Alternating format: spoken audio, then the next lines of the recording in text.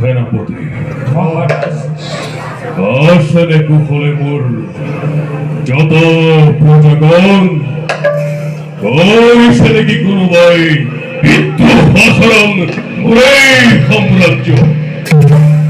মহারাজ, যেদিন পর্যন্ত আপনার এই বিশাল রাজ্য রাজমন্ত্রিত্বর দায়িত্ব থাকিব এই মহামন্ত্রী কুম্ভান্ড রাজ্যর সুখ সমদংশন করিব চিন্তা আপনার সুখ শাসনের ফলশ্ৰুতিত এই সমগ্র রাজ্যর সকল প্রজাই অতি সুখ আনন্দরে কৰিছে জীবন নির্বাহ।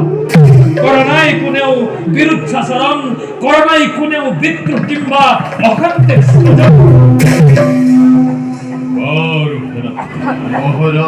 সৈন্যগণের পতরাক আসে নাকি কিবা বহিঃশত্রুর সংবাদ?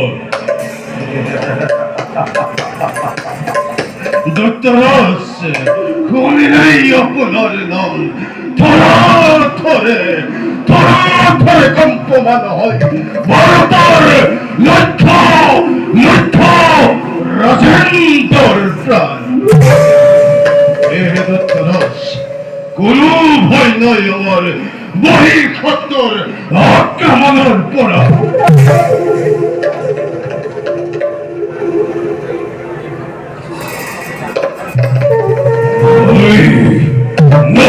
সেনাপতি নয় তো আনন্দের কারণ, নয় তোমার আত্মসন্তুষ্টির ওর পাবে কেবল হেতু দুঃখর কারণ।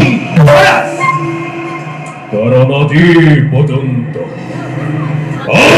পর্যন্ত মহাবিষয় মোর দত্ত প্রতিদ্বন্দ্বী ধরার মধ্য আমার দক্ষবিরার অভাবে দক্ষ মোর হৃদয় না তোর সেনাপতি কিবা তোরে পূর্ণ হবে মোর মনের কামনা। হে দৈত্যপতি, আপনার পরম আরাধ্য ঈশ্বর মহাদেব শিব মোর বোধে আপনার এই সমস্যার সমাধান মহাদেব শিবর ওচৰতেই পাব।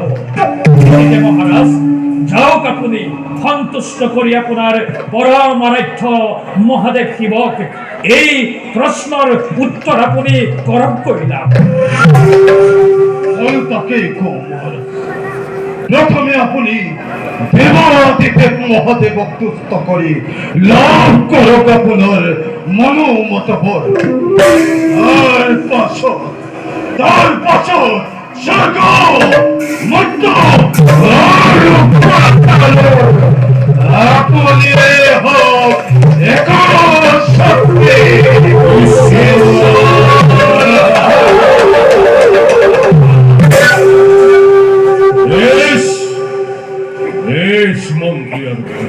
মহারাজ, কতবার প্রশংসিছো মই বঞ্চনা তোমার গল, কালি ওই প্রত্যুষতে যত্ন করিম মই শিব আরাধনার হেতু। কিন্তু মোর বর্তমানত ভালদরে পালিবা প্রজা মনত রাখিব। রাজ্যের বাহিরের শত্রুত কৰি রাজ্যের ভিতরের অশান্তিহে রাজশক্তি দুর্বল করে তোলে। আর এই অশান্তি দূর কৰিবলৈ আমি সদায় চেষ্টা চলাব লাগিব। গতিকে বলো নিজ নিজ কর্তব্যত হোৱা অগ্ৰসৰ। ভাল মহারাজ।